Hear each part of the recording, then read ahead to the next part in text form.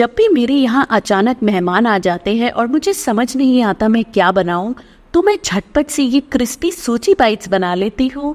ये बड़े और बच्चे सभी बहुत पसंद करते हैं। सबसे पहले एक कढ़ाई में डालें ऑयल, और ऑयल जब हमारा गर्म हो जाएगा तो हम उसमें डालेंगे राई, जीरा, सेसमे सीड्स यानी कि तिल, और इसको हम कुछ सेकंड्स के लिए भुनेंगे। तो तिल इस रेसिपी में बहुत ही बढ़िया टेस्ट देगा, आप इसे जरूर डालें। यहाँ आप देखें कुछ ही सेकंड्स में ये हो गए हैं। अब हम इसमें डालेंगे बारीक कटी हुई हरी मिर्च और अदरक। इसको भी आप कुछ टाइम के लिए भुने। तो आप देखें ये परफेक्टली हमारी हो गई है।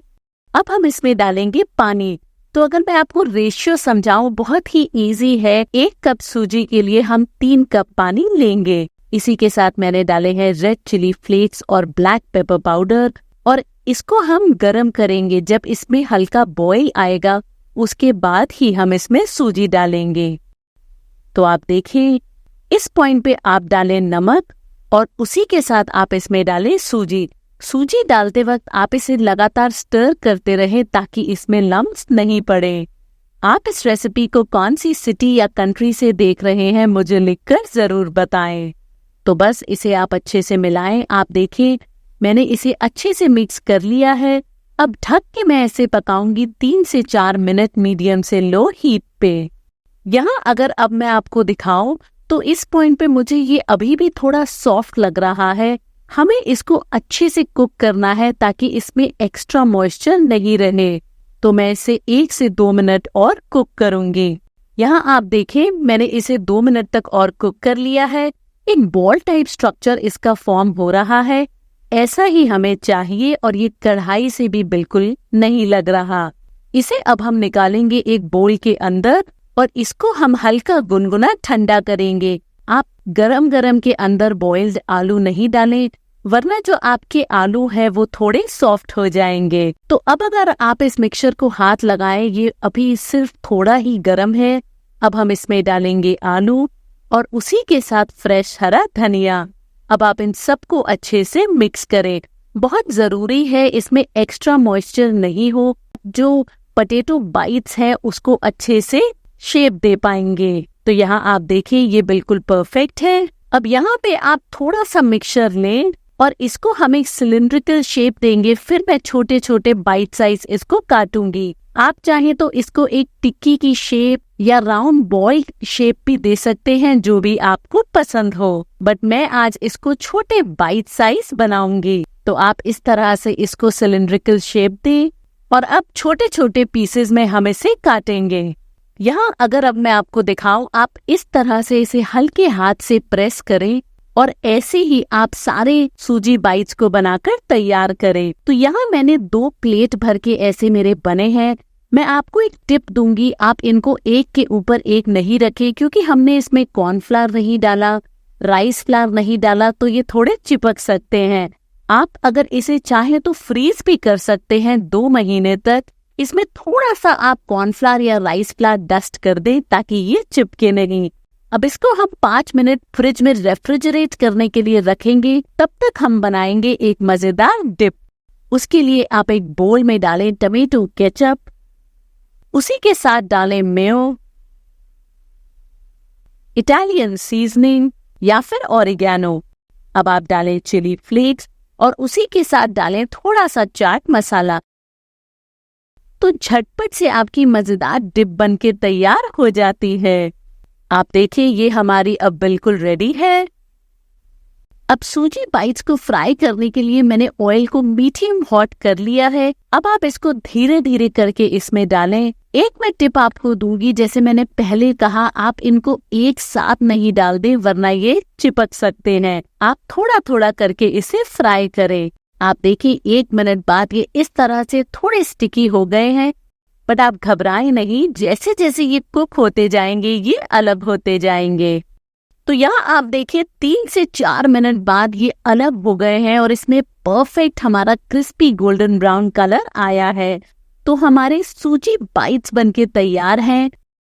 मटर के साथ आज हम बनाएंगे एक ऐसी नई और टेस्टी रेसिपी जो शायद आपने पहले नहीं खाई होगी, और उसी के साथ सर्व की जाने वाली मज़ेदार चटनी भी आज हम बनाएंगे। सबसे पहले एक मिक्सर ग्राइंडर में हम डालेंगे फ्रेश मटर, उसी के साथ हरी मिर्च, अदरक, और इसको अब हम ग्राइंड करेंगे पल्स मोड में। मैंने इसमें पानी नहीं डाला और हमें इसकी फाइन प्योरे नहीं बनानी, एक दरदरा टेक्सचर रखना है।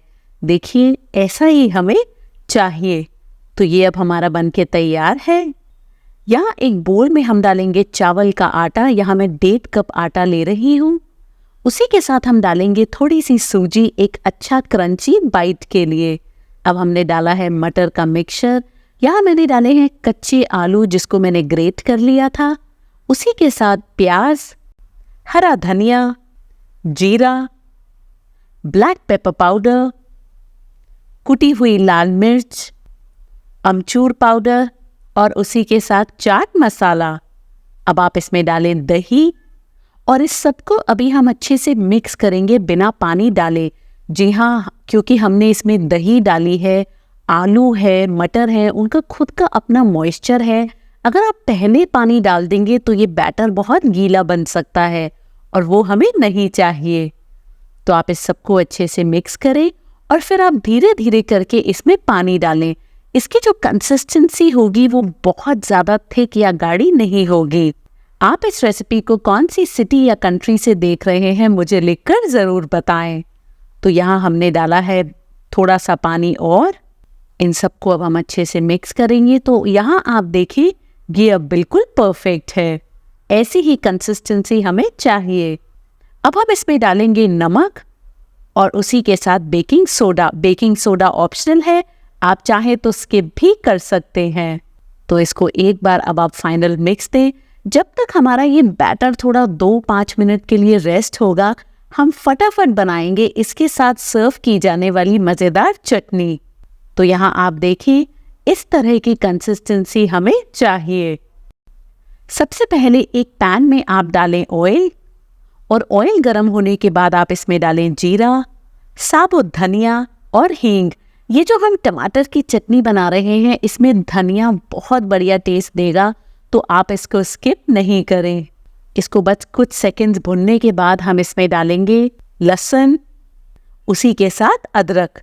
इसको भी अब आप भुनें ताकि इसमें हल्का गोल्डन कलर आए। यहाँ आप देखें ये अब बिल्कुल परफेक्ट है। अब हम इसमें डालेंगे टमाटर। यहाँ मैंने रेड जूसी टमेटोज लिए हैं। उसी के साथ आप डालें नमक। आप अगर मेरी रेसिपीज़ देखते हैं आपको पता है मैं टमाटर डालते ही नमक डालती हूँ, उससे जो टमेटो का कुकिंग प्रोसेस है वो फास्ट हो जाता है। तो इसको मैंने 3 से 4 मिनट कुक कर लिया है। आप देखें टमेटोज हमारे अच्छे सॉफ्ट हो गए हैं। अब हम इसमें डालेंगे ड्राइड रेड चिलीज और उसी के साथ हरा धनिया।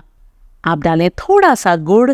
गुड़ इस चटनी को मीठा नहीं करेगा बल्कि जो सारे टेस्ट हैं उसको बैलेंस करेगा। अगर आपके पास गुड़ नहीं है तो आप इसमें चीनी भी डाल सकते हैं। और हरा धनिया आप उसकी स्टेम्स यानी कि डंडियों के साथ डालें, उसका फ्लेवर बढ़िया आता है। तो ये अब हमारा हो गया है। इसको अब हम कंप्लीटली ठंडा करके ग्राइंड करेंगे। तो मैंने इसे निकाला है मिक्सर ग्राइंडर के अंदर और उसी के साथ हम इसमें डालेंगे पानी। इस चटनी की कंसिस्टेंसी मुझे बहुत ज़्यादा स्मूथ नहीं पसंद, थोड़ी हम इसमें थिकनेस रखेंगे। अगर मैं आपको इसकी कंसिस्टेंसी दिखाऊं, आप देखें ये बहुत ही मज़ेदार लग रही है। आप इसे ज़रूर ट्राई करें।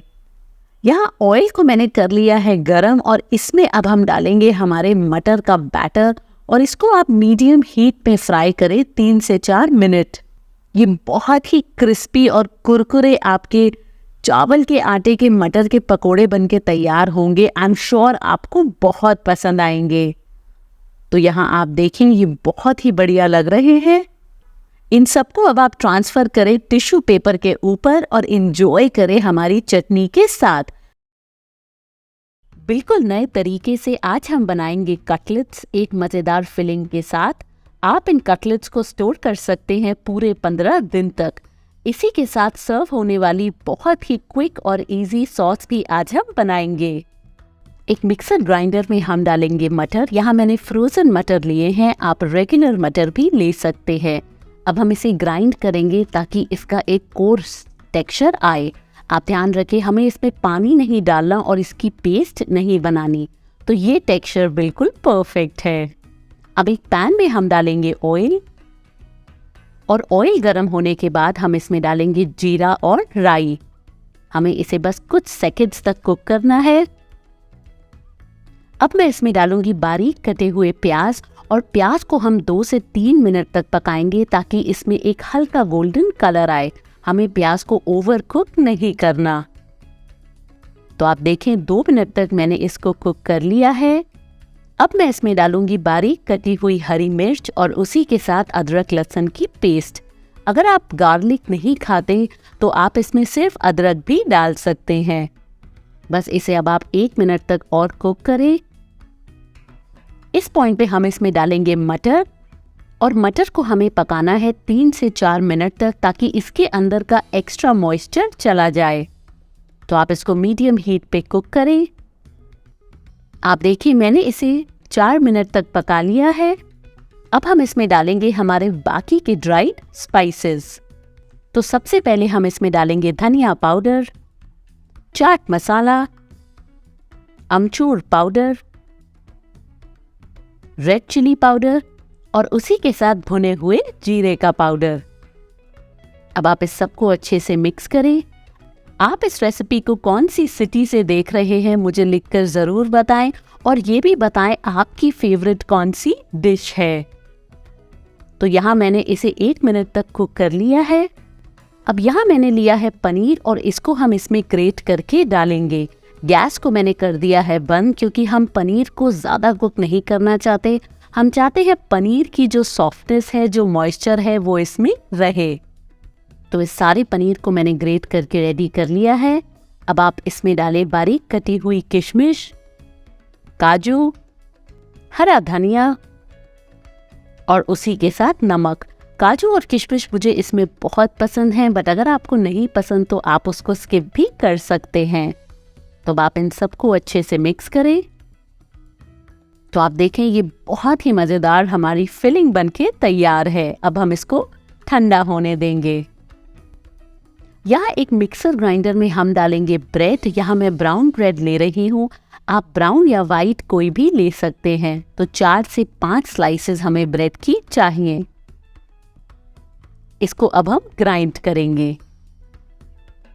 तो लीजिए, इस रेसिपी में यूज होने वाले ब्रेड क्रम्स भी हमारे बनके तैयार हैं। अब एक बोल में मैंने लिए है मेयोनीज, उसी के साथ मैं इसमें डालूंगी टमेटो केचप, जिसमें मैंने पानी थोड़ा सा डाल के उसे डाइल्यूट कर लिया है। यहाँ हम डालेंगे oregano, red chilli flakes, black pepper powder, garlic powder और उसी के साथ अनियन पाउडर। अगर आपके पास गार्लिक या अनियन पाउडर नहीं है तो आप गार्लिक को ग्रेट करके या बारीक बारीक काट के भी डाल सकते हैं। तो 1 मिनट से कम टाइम में आपकी बहुत ही डिलिशियस मेयो डिप बनके तैयार है। तो इसको अब आप अच्छे से मिक्स करें और इसको अब हम साइड में रख देंगे। यहाँ मैंने लिए हैं बॉइल्ड आलू, इसको अभी हमें ग्रेट करना है। तो आप ग्रेटर की हेल्प से इसको ग्रेट करें, हम इसे मैश नहीं करेंगे क्योंकि ग्रेटेड आलू का फ्लेवर और टेस्ट बहुत बढ़िया आएगा।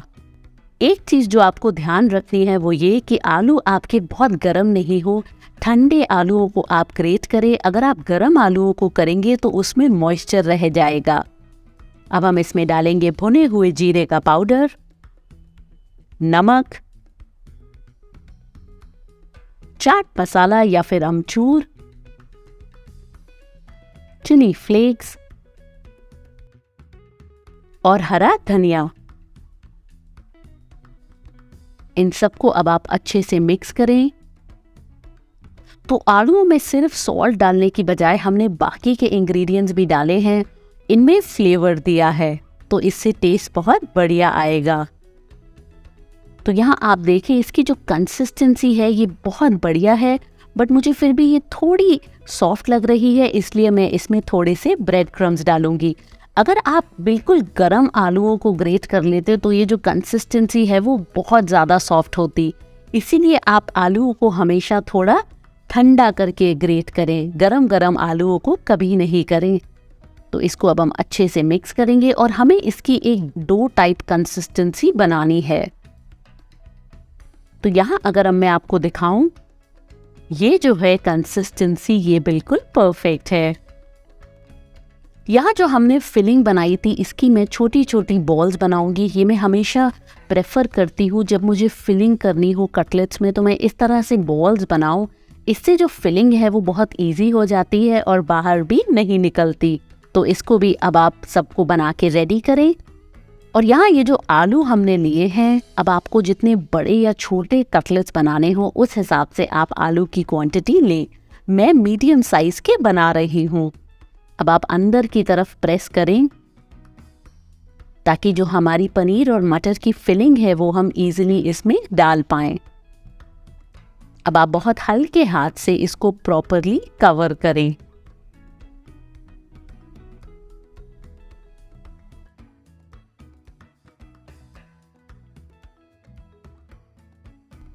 यहाँ थोड़ा सा मैं एक्स्ट्रा आलू और ऊपर लगा रही हूँ और एक कटलेट की शेप अब हम इसे देंगे। तो ये देखिए, ये अब हमारा रेडी है। अब यहाँ पे मैं बनाऊंगी स्लरी। इसके लिए मैं ले रही हूँ कॉर्नफ्लावर, उसी के साथ मैदा और राइस फ्लावर। आप जब भी कोई भी फ्राइड चीज़ बनाएं तो आप उसमें राइस फ्लावर ज़रूर डालें, उससे जो क्रिस्पीनेस है वो बढ़ जाती है। अब हम डालेंगे पानी और हमें इसकी मीडियम कंसिस्टेंसी की स्लरी बनानी है, ना ज़्यादा पतली और ना ज़्यादा थिक। तो ये देखें, ये जो कंसिस्टेंसी है हमारी बिल्कुल परफेक्ट है। अब यहाँ स्लरी और ब्रेड क्रम्स हमने लिए हैं और ये जो कटलेट है इसको पहले हम डिप करेंगे स्लरी के अंदर और उसके बाद हम करेंगे इसको ब्रेड क्रम्ब से कोट। ये बहुत इंपॉर्टेंट है क्योंकि हमने इसके अंदर मटर की फिलिंग दी है। अगर आप इसको डायरेक्टली फ्राई करेंगे तो ये जो आपके कटलेट्स हैं ये तेल में फट सकते हैं। तो ये प्रिकॉशंस आप ज़रूर ध्यान में रखें। इससे दो चीज़ें होंगी, पहले आपकी फटेगी नहीं और सेकंड जो आउटर कवरिंग है उसका बहुत क्रिस्पी टेक्सचर और टेस्ट आएगा। तो ये अब बिल्कुल रेडी है। इसी तरह से आप सारे कटलेट्स को बना के रेडी करें। बट अभी भी हम इसको डायरेक्टली फ्राई नहीं करेंगे, हम इसको रेफ्रिजरेट करेंगे 30 मिनट से 1 घंटे तक, ताकि ये जो कटलेट्स हैं ये हमारे फर्म रहें। अगर आप इसको डायरेक्टली फ्राई करेंगे तो अगेन चांसेस हैं कि ये फट जाएं, बट अगर आप इसको रेफ्रिजरेट करेंगे तो आप इसको परफेक्टली फ्राई कर सकते हैं। आप चाहें तो इसे फ्रीजर में भी स्टोर कर सकते हैं पूरे 15 दिन तक। तो यहाँ ऑयल को मैंने कर लिया है मीडियम गरम। आप थोड़े से ब्रेड क्रम्स डाल के देखें और अब बहुत हल्के हाथ से आप सारे कटलेट्स को इसमें ट्रांसफर करें। अब हम इसे फ्राई करेंगे 3 से 4 मिनट तक, ताकि इसमें क्रिस्पी गोल्डन कलर आए और टेक्सचर भी। तो अब एक स्पून की हेल्प से आप इसको पलटें और दूसरी साइड से भी हम इसे फ्राई करेंगे 3 से 4 मिनट।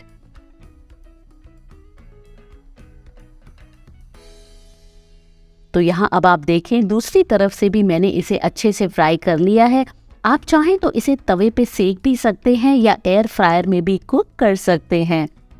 तो लीजिए, आपके बहुत ही मज़ेदार मटर पनीर के स्टफ्ड कटलेट्स बनके तैयार है। अगर आपको आज की मेरी ये रेसिपी पसंद आई है तो आपको पोहा कटलेट भी ज़रूर पसंद आएंगे। वो भी बहुत ही यूनिक और डिलीशियस हैं। उसका लिंक मैं यहाँ डिस्क्रिप्शन बॉक्स में दूंगी, आप वो भी ज़रूर चेक करें। 10 मिनट में हम बनाएंगे क्रिस्पी कुरकुरे लच्छा आलू पकोड़े एक टेस्टी चटनी के साथ। यहाँ मैंने लिए हैं 4 मीडियम साइज के आलू। इनको मैंने छील लिया है और अच्छे से वॉश कर लिया है। अब यहाँ ग्रेटर का जो मोटा वाला हिस्सा है वो हमें यूज़ करना है, ये बारीक वाला आप नहीं लें, क्योंकि हम चाहते हैं जब हम ये लच्छे वाले आलू के पकोड़े बनाए वो क्रिस्पी बने। तो जब आप मोटा वाला ग्रेटर यूज़ करेंगे उससे टेक्सचर बढ़िया आएगा। तो आप 4 आलूओं को अच्छे से ग्रेट करके रेडी करें। आप देखें, मैंने इसको अच्छे से ग्रेट कर लिया है। अब हम इसमें डालेंगे इमीडिएटली पानी, क्योंकि हम नहीं चाहते ये काला पड़े और हमें इसे धोना है 3 से 4 बार। आलू के अंदर स्टार्च होती है और जब हम इसे 3 से 4 बार अच्छे से वॉश करेंगे तो वो स्टार्च हमारी निकल जाएगी, जिससे जो पकोड़े हैं वो हमारे बहुत क्रिस्पी बनेंगे। तो जब तक मैं इन्हें धो रही हूँ, आप देखें इसके साथ सर्व की जाने वाली, व्रत में खाई जाने वाली चटनी। तो यहाँ मैंने लिया है हरा धनिया, उसी के साथ हम डालेंगे मूंगफली, हरी मिर्च, अदरक, जीरा। अगर आप जीरा व्रत में नहीं खाते तो आप स्किप कर दें। उसी के साथ नींबू, चीनी। चीनी स्वीटनेस नहीं ऐड करेगी, बस चटनी में बैलेंस देगी। तो अब मैंने इसमें डाला है नमक और पानी और हम इसको ग्राइंड करेंगे बिल्कुल स्मूथ होने तक। आप इस रेसिपी को कौन सी सिटी या कंट्री से देख रहे हैं मुझे ज़रूर बताएं। तो देखें, व्रत में खाई जाने वाली चटनी आपकी बनके तैयार है। यहाँ अगर अब हम आलूओं को देखें तो मैंने इसे अच्छे से धो लिया है।